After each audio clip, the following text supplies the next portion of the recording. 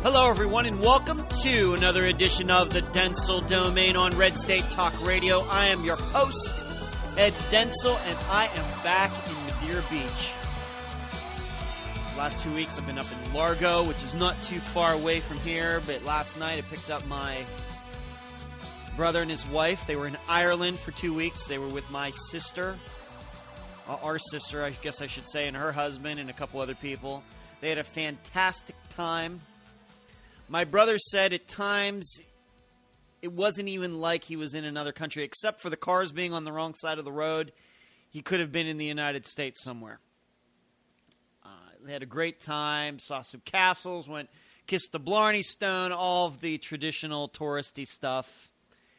But they are back, and I was just telling them that those 2 weeks went so fast. When I picked them up last night at the Tampa airport, as soon as they opened the door, I said to them, "Didn't I just drop you two off here? Did that not just happen?" It's just amazing. And I don't know, I'm 45 years old, and I have a pretty good memory. Back to my teens and 20s, I remember a lot of things that I know friends of mine don't remember.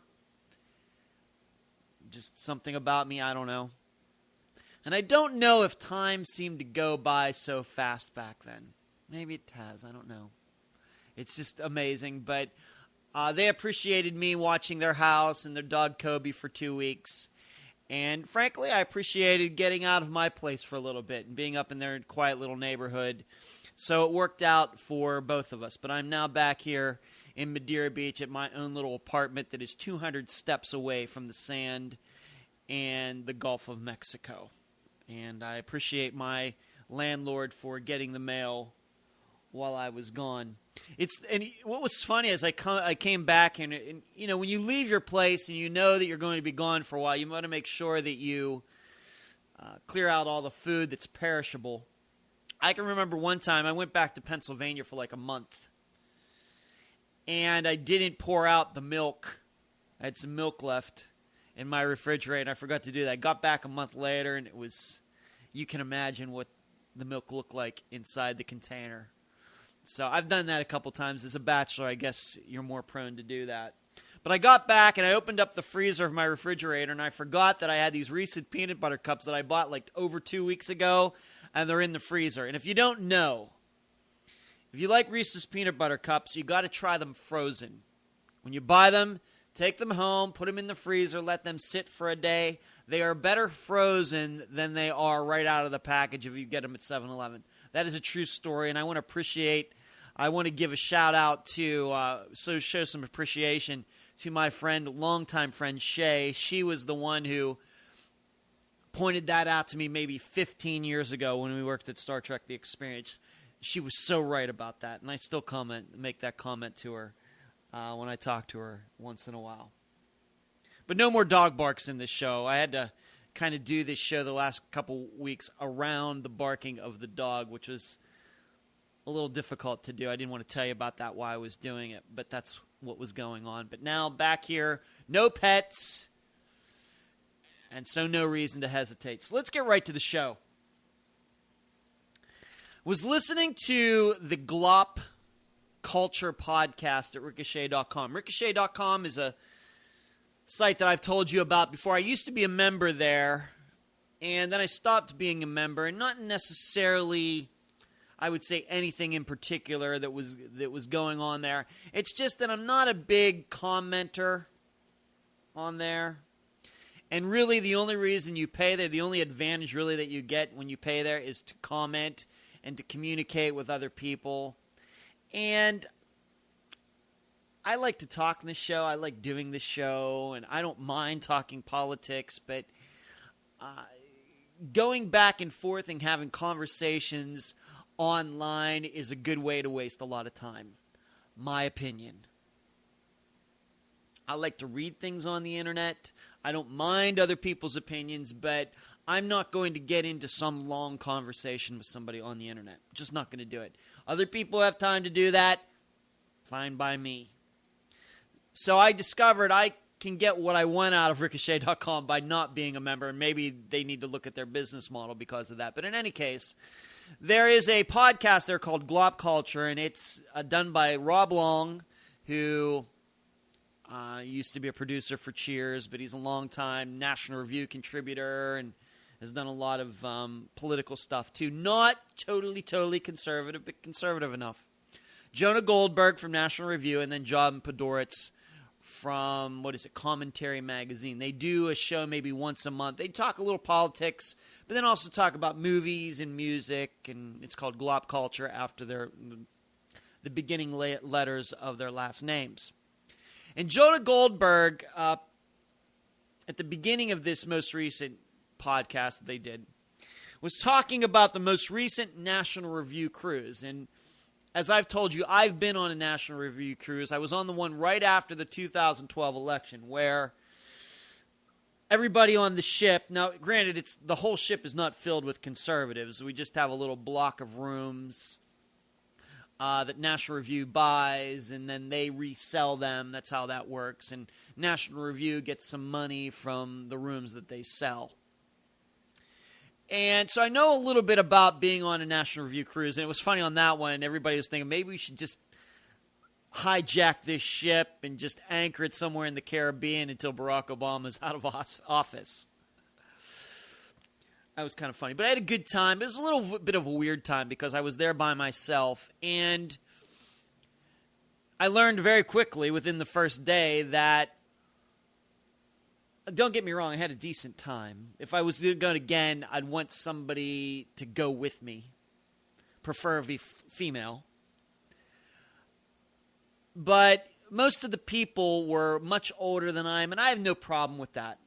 I had no real problem with that. But all of it put together, being there by myself and not having anybody around my age to hang out with, all of it put together, it was a good time, but a little bit of a weird time. But I do know what it's like to be on one of those cruises, and I know the types of people who go on those cruises. They're usually conservative, they're old, they're white, and they've been Republicans and conservatives for a long time. Because to go on a National Review cruise, it's a little bit more money than going just on a regular cruise. Okay? Because it's just understood that you're paying more because you get to go to all these seminars and you get to eat meals with the writers from National Review and get to interact with them and be friends with them and build long-term relationships. And some of that money that you're paying that's additional, it's a little bit more than what everybody else is spending on the ship, is going to the continuation of the magazine. And National Review, I'm going to say, has 2 cruises a year, maybe more than that, but it seems to me at least 2 cruises a year. Well, this last one, they did one of these river cruises in Europe, and Jonah Goldberg was there. And he was detailing talking to people coming up to him during this cruise, and he was a little surprised by what they were saying, and I think it bothered him, and it bothers me as well, like I said, knowing who goes on these cruises. You would think that people that were long-term conservatives and subscribers to National Review magazine and would spend the money to go on a cruise like that would be people who are more likely to go along with conservatism than just going along with the party or being some type of, what would you just say, an anti-Democrat. Let's just put it that way. However, on this cruise, because as you know, National Review, when was this, back in January, came out with that issue, all the different writers detailing why they cannot support Donald Trump, and I think many of them are in the Never Trump camp. Jonah Goldberg talked about how many people came up to him and saying to him how they can't believe that he just won't get on the Trump train. I mean, you talk about a place where that is the last thing on earth, last place on earth that you would ever hear something like that. You would think it would be on a National Review cruise. However, there were National Review subscribers, people paying good money who were going on this cruise and then telling Jonah Goldberg that. And Jonah Goldberg, I mean, I don't agree with him all the time, but one thing I can say is he has a very good sense of humor. His writing is very catchy. And in response to this, and the way he detailed it on this podcast, was it's like he couldn't understand why they had so low expectations from him. Because, and see, this is part of the problem. This is how conservative media, not necessarily National Review, but other places like talk radio and Fox News have portrayed some people like Jonah Goldberg as being part of the establishment Republican Party. And then when he doesn't go along with the quote-unquote establishment, just getting on the party line, it's like these people are surprised. And he's talking about, I'm wondering after all these years, I've been around for a while, how these people could think I would be anything different. And why they would have such low expectations for me that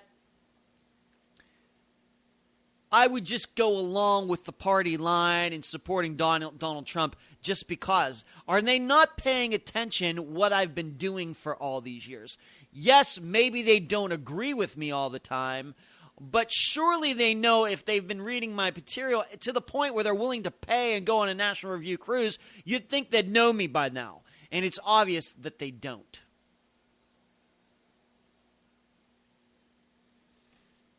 And I could tell by the way he was talking about it. And it sounded to me like Rob Long and John Podhoretz were equally surprised by it. Because the expectation would be that people would go on that cruise and then go up to Jonah Goldberg and say, thank you, Jonah, for sticking to your conservative principles. Thank you for saying all these bad things about Donald Trump. We really respect what you've been writing, and we understand why you're not supporting Donald Trump, and we think that's the right thing to do. And that's not what happened on this cruise. I'm not saying everybody was like this, but I think the point was Jonah Goldberg couldn't believe how many people were telling him, you just need to get in line with the Republican Party. And I think this goes back to something that I've been saying for a while, that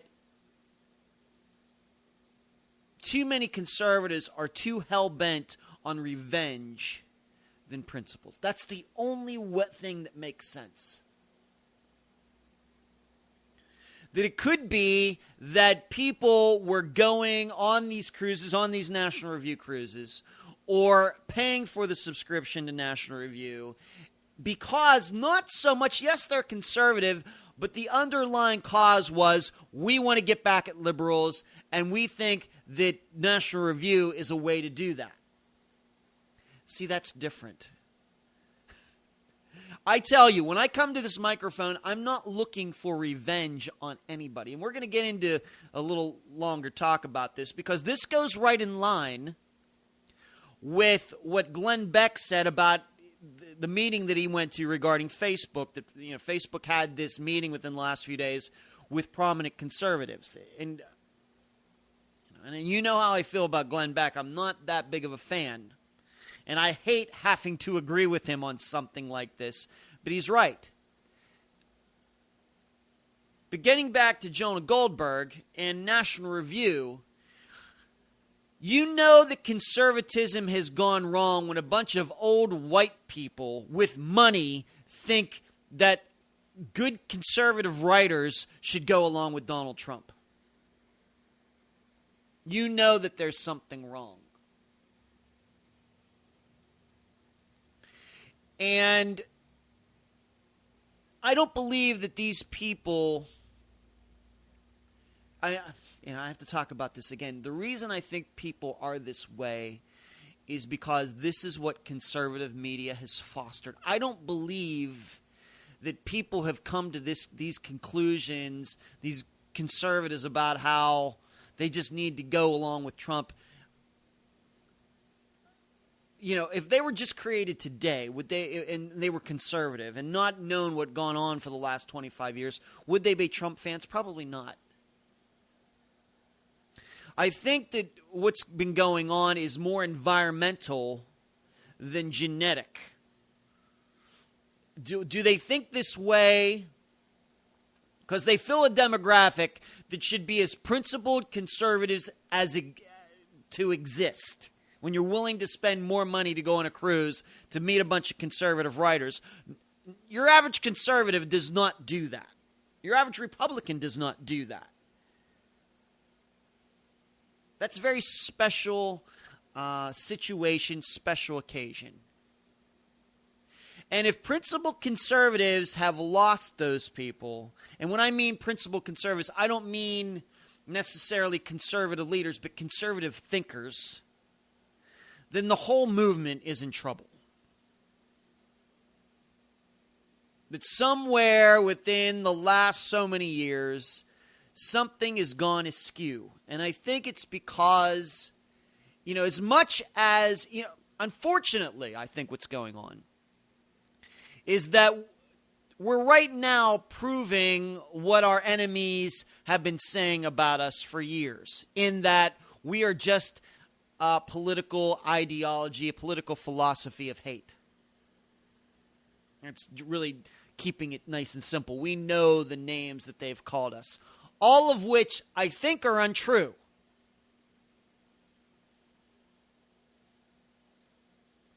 But it's clear that conservatism and too many conservatives are being driven by hate for Hillary Clinton right now and hate for the Democrat Party. And I'm going to say it once again. You do not have to hate somebody to beat somebody.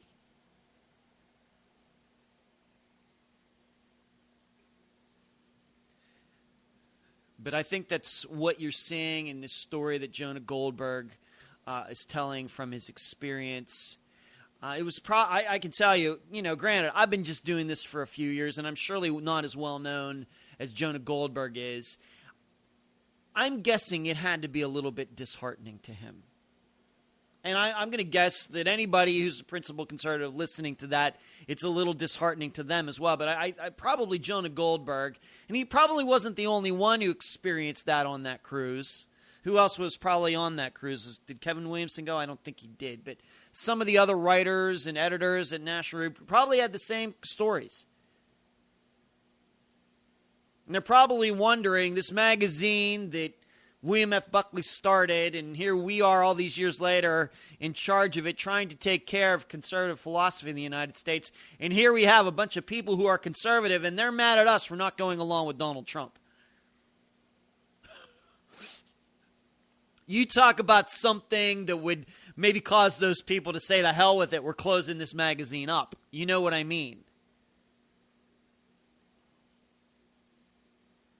And I don't think that National Review is to blame for this. In fact, over the years, and you can go back and find the stories, there have been a lot of conservative leaders, talk radio, Fox News, elsewhere, that have made fun, Breitbart.com, that have made fun of National Review. And I will tell you that even myself, going back to 2012, they really did come out really early and support Mitt Romney.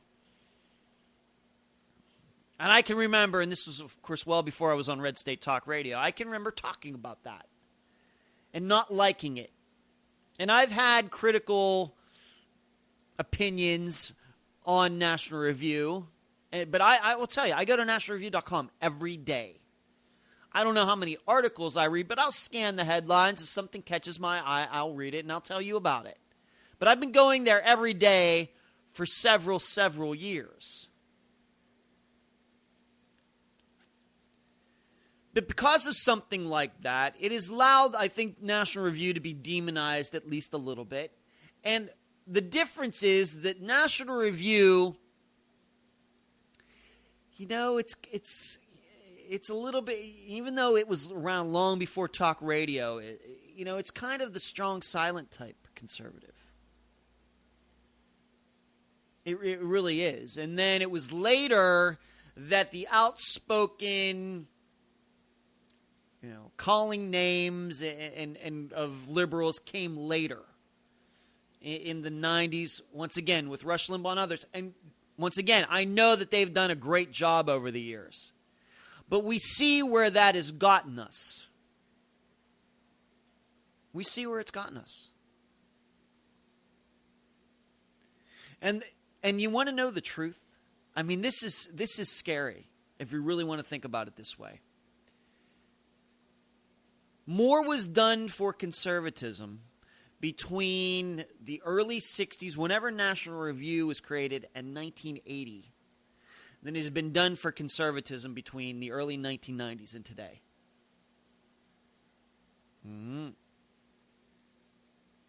Conservatism went from nowhere in the early 60s to winning the presidency in 1980, and from nothing to the highest echelon in less than 2 decades.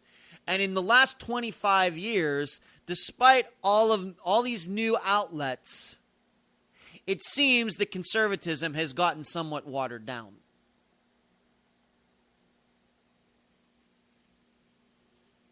But nobody wants to talk about that. Why? Because it seems your average conservative, if you're going to use as a judge what went on this, it sounds like on this National Review cruise, it seems like conservatives really aren't that conservative anymore. They're just anti-liberal, which is different. That's an anything but ideology.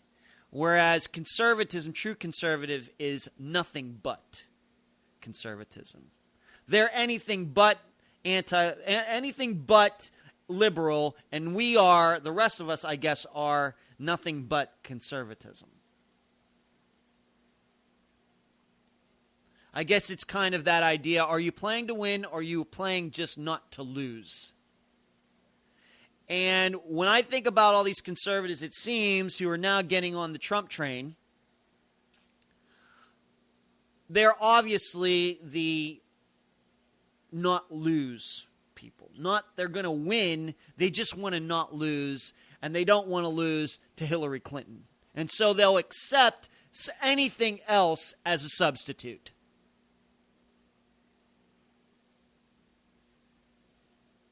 And I realize that that's probably the way that people live their lives.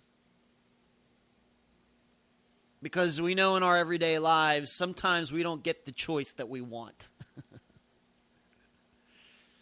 Right? With jobs, and to put it in the vernacular of wanting to get married, and a woman who feels her biological clock stomping, and she doesn't have any kids yet. And at some point, she just has to pick the best guy that she can. Maybe not her dream guy, just the best that she can do. And you know what? Guys get in probably that kind of situation as well. Likewise with jobs. You got a terrible job, and anything else you think would be better than this. And so you end up taking another job that probably in normal circumstances you wouldn't take, but it's better than where you were. And so people are used to kind of thinking like that because we never get the perfect choice in our life.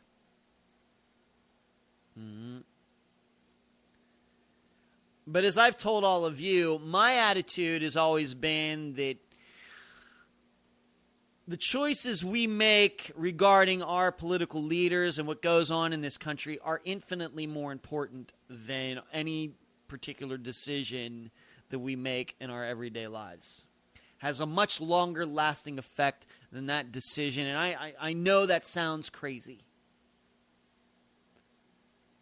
I know that that's not the way people normally think. But I also know that people tend to fluff up things and make things in their lives way more important than they really are. Somebody dying of cancer, have to make a decision there. That's important. That sucks. It's part, one of life's decisions. A lot of people are going to run into it, whether it's the cancer they have, a cancer your child has, your mother has. It all, it all sucks. But the average person tends to overinflate the importance of their lives and the decisions they have to make. Every decision is the end of the world, and it's not.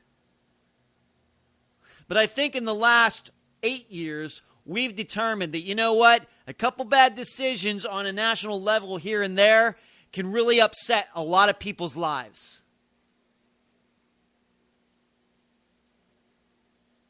Whether you're talking about transgendered bathrooms, or whether you're talking about Obamacare, or whether you're talking about Benghazi, or you're talking about a Secretary of State or at our email system, hacked probably, that could have wide-ranging implications. Suddenly your bowling league doesn't seem that important, right? Unfortunately, there are some people that think their bowling league is more important.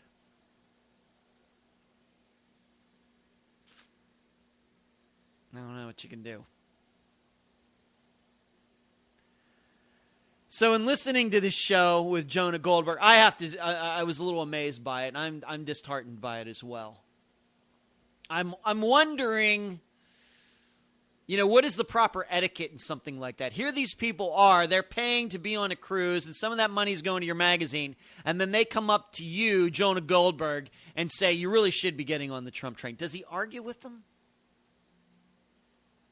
Does he say anything wrong, nasty to them? Does he say they're crazy? I'm not sure.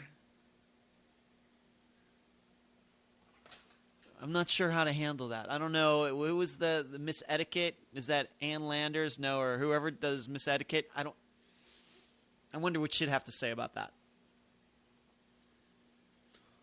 But it's the tyranny of low expectations.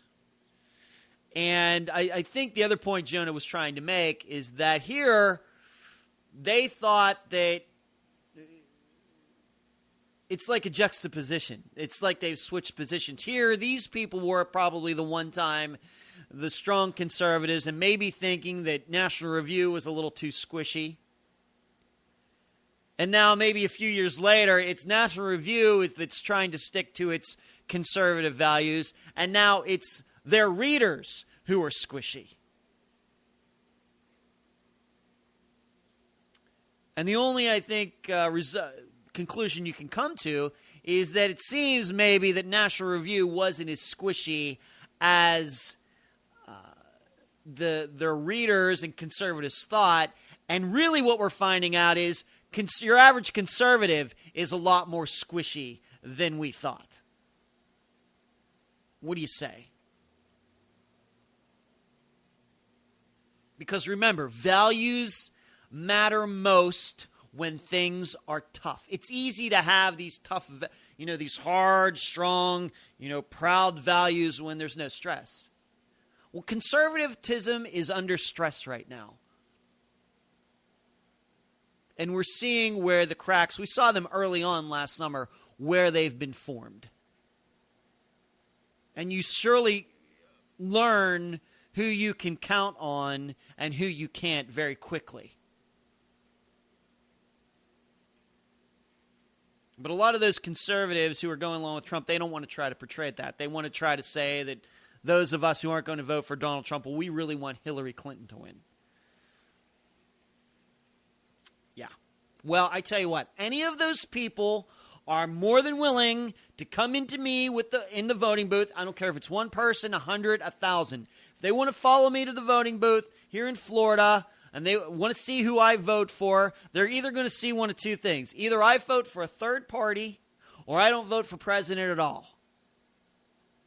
That's how much I love Hillary Clinton. That's how much. So, any of you want to take me up on this, you just let me know. We'll go over, I think it'll be right over here at the Madeira Beach Council building, no more than about a mile away. We'll go in. It's a brand new building. You really like it.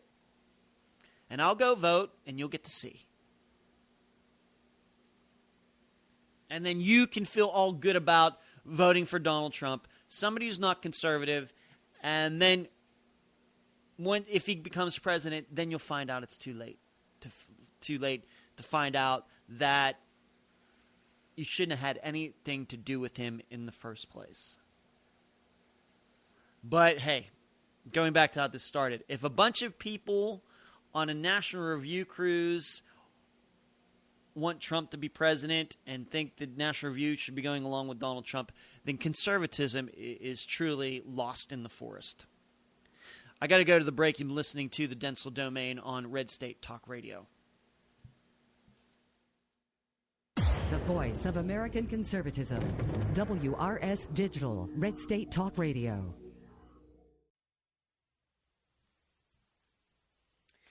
And we're back at the Dentzel Domain on Red State Talk Radio. I want to move on. I told you, I mentioned Glenn Beck in the first part of the show. And he was asked, along with many other conservatives, and in this article that he wrote about the meeting, he mentioned a couple other conservatives who were there, but not everybody was there. I don't know if he really wanted to get into all of that. But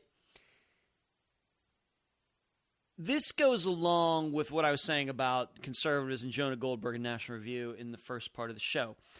You know my attitude toward Facebook. I aired it, was it the beginning of this week or maybe last week? All these conservatives who are saying that Facebook is doing this to conservatives and Facebook is doing that conservatives. And I had the same statements back when Twitter allegedly kicked some conservatives off of it and everything else. It's hard for me to get excited about something like that when I know, for example, in the case of Twitter, that a couple conservatives get kicked off there for whatever reason. They're usually not even conservatives who I am following, so I don't know necessarily what these people are putting up there. But hey, I'm following how many thousand people on Twitter? You can go to my Twitter account, Dentzel Domain, and find that out. And most of those people are conservative.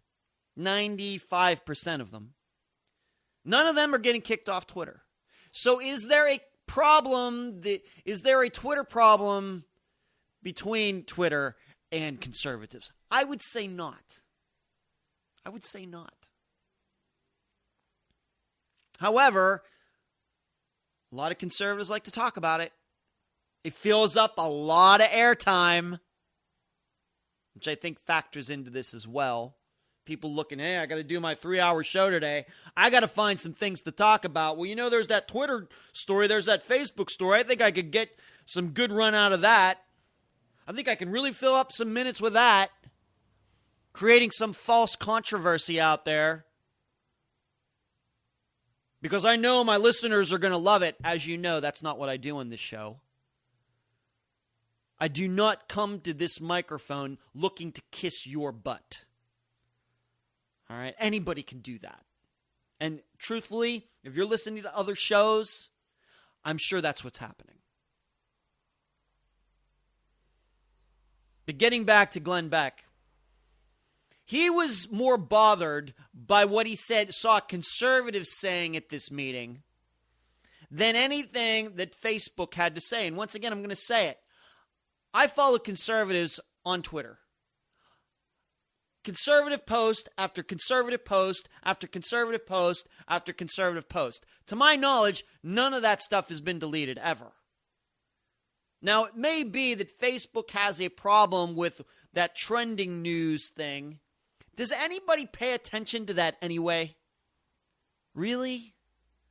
Does anybody pay attention to that? Likewise, are we as conservatives so desperate that we're actually keeping track of that stuff? I know that a couple former Facebook employees have said, well, you know what's going on at Facebook. You do not know these people. You don't know their motivations. You don't know they might have gotten kicked out for banging the secretary on the desk. Who the heck knows?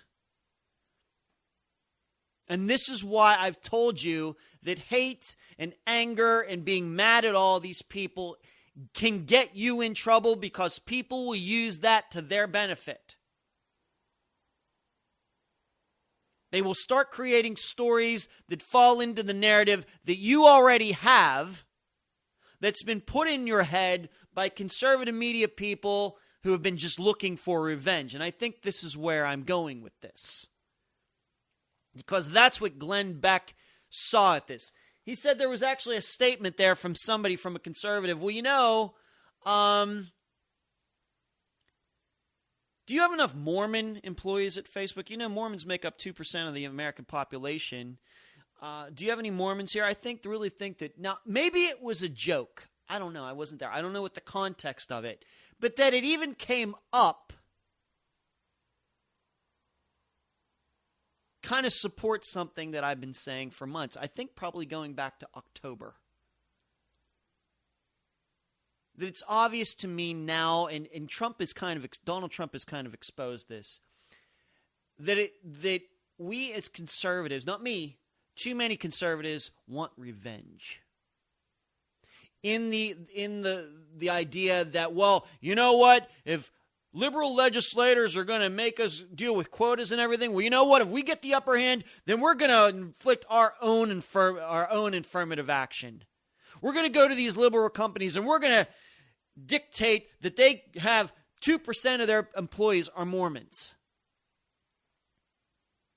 Now, do I really have to say that that's not conservatism? Do I really have to tell you all that? Nothing good is going to come of this. If this is just some ploy, who knows if this person actually believes this or not, this 2% Mormon thing. But it certainly doesn't further the cause. And I remind you once again, Facebook is not a public utility. It is not a government. It is not responsible for free speech. It is a private company that can have any news on its site that it wants. And that should be the only thing that matters. Now, I know what some conservatives will look at the government going, that's the government going after Hobby Lobby and all these other companies and these Christian bakers and everything else. I know. But the only thing that matters, if you think that you trying to dictate that Facebook must have 2% of its employees who are Mormon, at least 2% of their employees must be Mormon. It's so hard to figure out how to say that because it is so funny coming out of my mouth. If you think that this is going to make everything equal, if you think that Facebook and these liberals are going to learn their lesson, quote unquote, then you conservatives, you got another thing coming. All you're really going to prove is how unprincipled we are. And in that, we'll be no better than they are.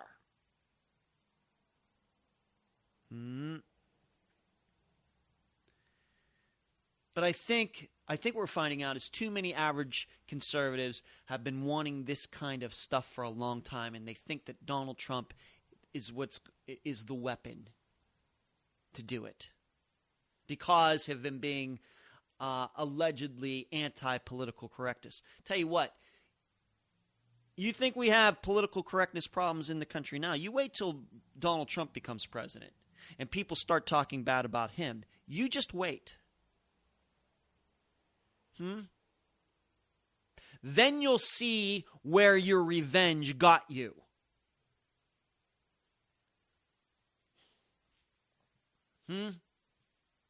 You'll see.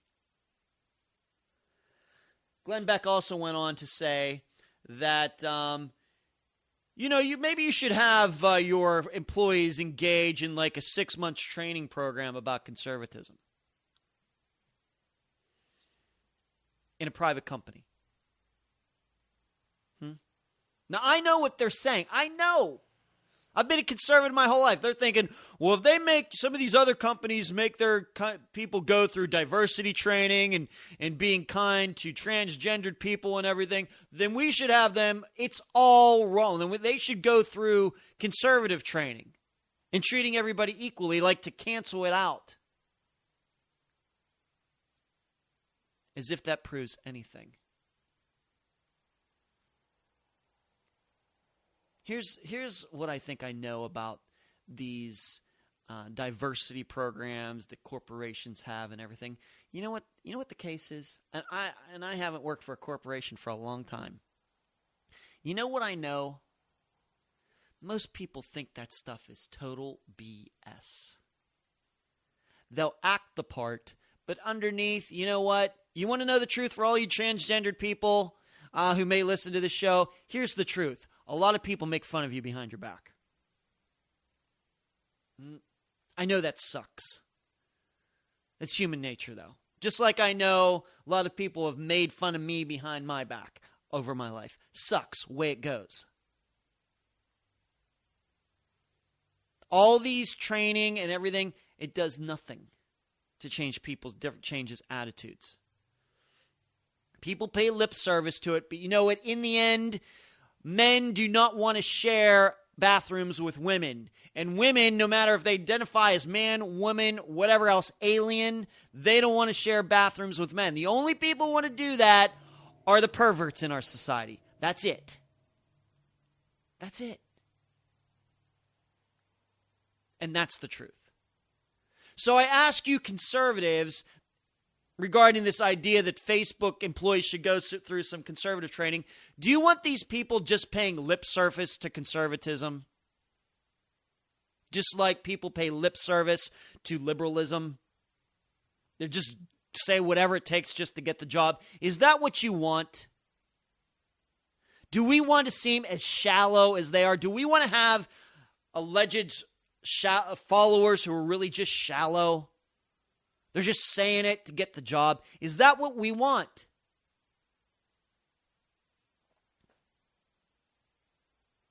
In fact, what you could say is that all of these programs that have been instituted at the corporate level to be kinder and gentler and everything else has not really changed people's attitudes toward government and their political philosophy at all. It's just a bunch of people going through the stuff because they have to. And in fact, it may even turn them off to it even more.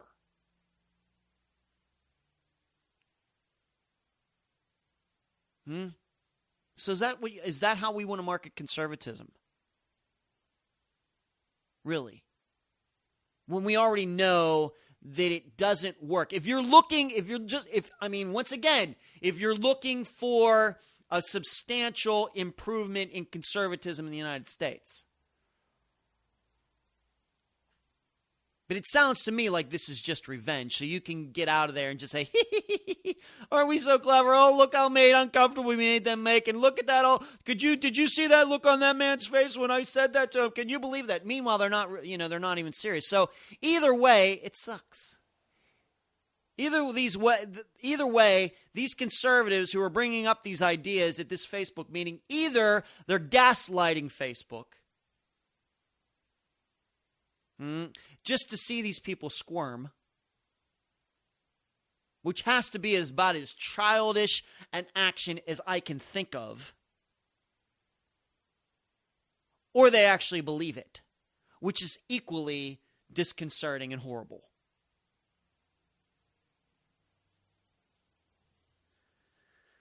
This is not how, for all you people who are going along with Donald Trump, if you think that this is what it takes to win, you are wrong. You're wrong.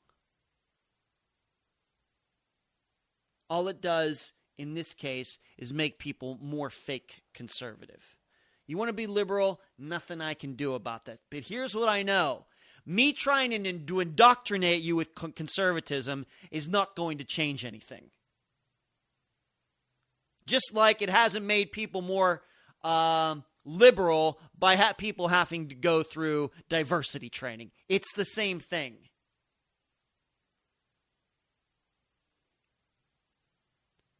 And as Glenn Beck writes in this article, he does call this affirmative action by conservatives. Once again, you either believe in something or you don't. You either believe something works or you don't.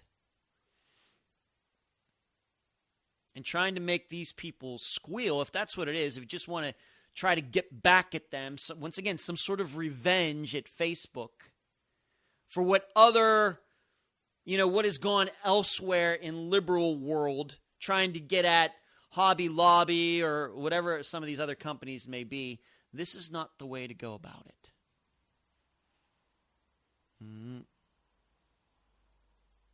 You are poor, representatives for conservatism. Very poor.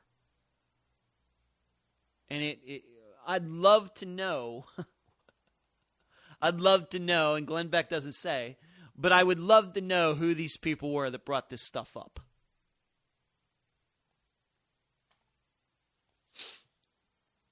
And unfortunately, it just reinforces something, once again, that I've been saying for a while, that all of these conservatives who are abandoning conservatism, my opinion, to go along with Donald Trump, and all these conservative leaders who have led it, it's all about revenge.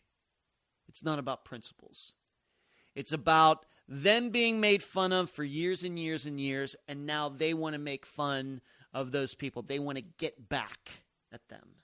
And they see Donald Trump as the perfect tool. And he is a tool, but a different definition of a tool, the slang term for tool.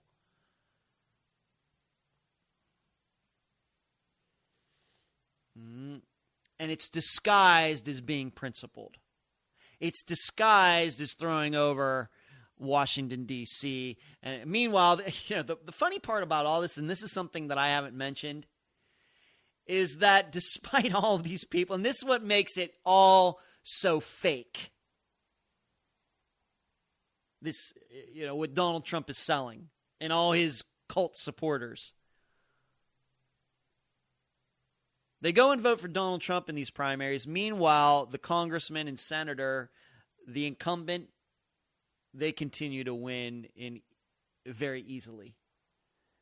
So it seems these cult members who are thinking we're going to overthrow Washington, they go in there and pull the lever for Donald Trump, but then they also pull the lever for the incumbent in their district or in their state. That's what makes this all so dang funny. Of course, it's darkly humorous and it's tragic. But I do get a smile and a little chuckle out of it. All these people, I see them on my Twitter feed, I see them on the commenters about how we're going to overthrow Washington and Donald Trump's going to do it, and then all these incumbents are allegedly going to get real, and these same people go pull the lever for the incumbents. It is hilarious. And that any conservative wants to have anything to do with any of it is sick. Once again, if you're going to follow your values, if you're going to do that. Let's move on to something else. And this is just another example of how far I think conservative media has gotten off the rails. Did you see this story about Justin Trudeau? He is the new Prime Minister of Canada. His father was Prime Minister back in the 80s. Lefty, hard-wing lefty in Canada. And there was this story all over conservative media.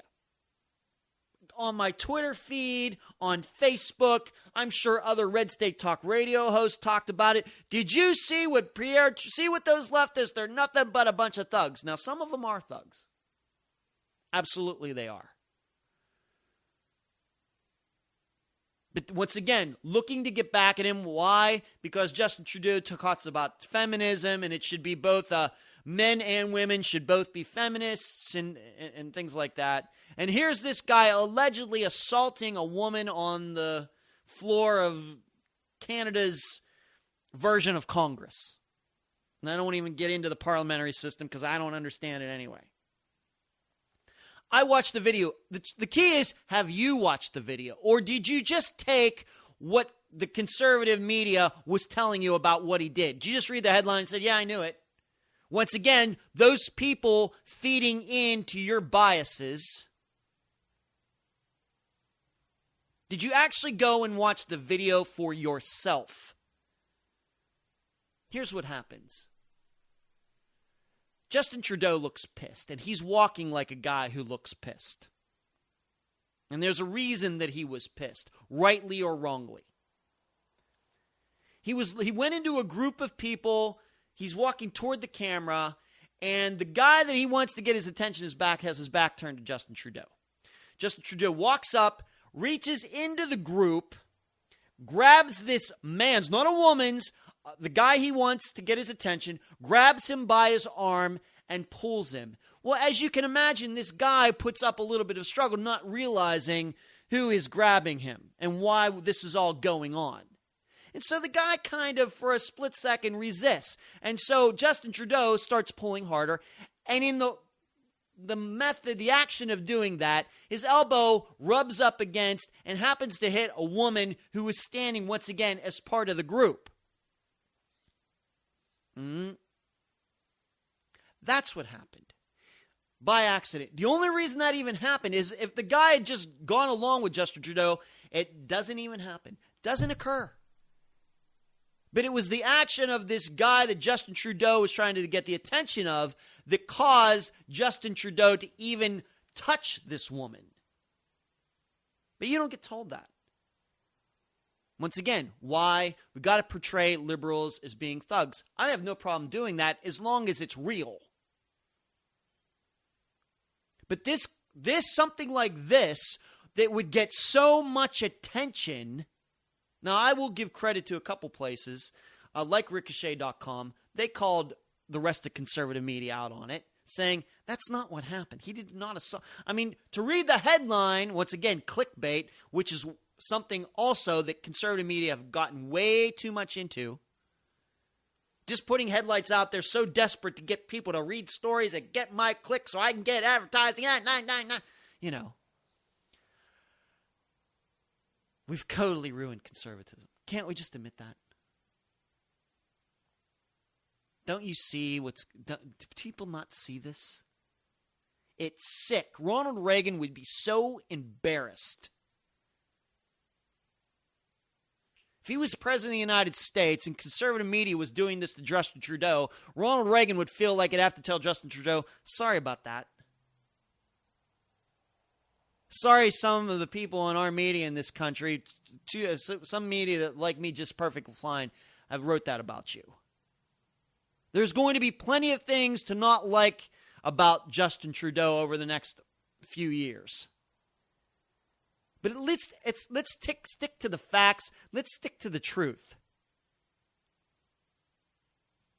It's just what a bunch of children we can be. It's sick. But I want you to watch that video yourself. Do not trust even me. Do not trust the headlines. You find that video, you watch it for yourself, and you tell me if he assaulted that woman. One more thing I'm going to talk about before I go, and it has nothing to do with politics, but I've told you that I have a new show coming out. Totally, like I said, nothing to do with politics. It's called America's Missing Podcast. And I've had an interest in the disappearance of people for a long time. Outside of my writing and this show and politics and disc golf, always been fascinated with disappearances. And I finally found somebody who I can do a show with, because I think that kind of show lends itself better to discussion, and then instead of me just doing the show by myself. But it's called America's Podcast. We're going to be America's Missing Podcast. We're going to be recording the first show, official show with a case this weekend. It'll be out next week. It'll be in about the same places that you can find this show, except on Red State Talk Radio. It's not going to be there, but it's going to be on Podomatic, on YouTube, and some other places. And it's going to be between a half hour and an hour long. We're going to take the look at the facts of people who disappeared, the facts of their disappearance, look at the suspects, entertain some theories. And my co-host, by the way, her name is Melissa Bridges. And we're going to just discuss what we think happened. And between us, even though we're just amateurs, I'm going to say between us we have about 10,000 hours over the years of reading about cases. It's been an interest of mine since I was a kid. And she's a lot younger than I am, but I know that she obviously takes a deep interest to the point where she's contacted victims' families and things like that. I think it's going to be a great show. We're going to cover the disappearance of Amy Lynn Bradley first, who disappeared off a cruise ship in the Caribbean in 1998, but I'm looking forward to it. I hope you can tune into that. You've been listening to the Dentzel Domain on Red State Talk Radio. You can find all of my old podcasts at edwarddentzel.com. You can also find them at SoundCloud, Podomatic, Podbean, and YouTube. You can go to edwarddentzel.com/book. Download for free the first chapter of my next novel called The Comebacks. Email me, edwarddentzel@reagan.com. Twitter feed, Dentzel Domain. Find me on Facebook and LinkedIn. It's been a pleasure talking to you tonight. I hope you have a great weekend. You've been listening to the Dentzel Domain on Red State Talk Radio.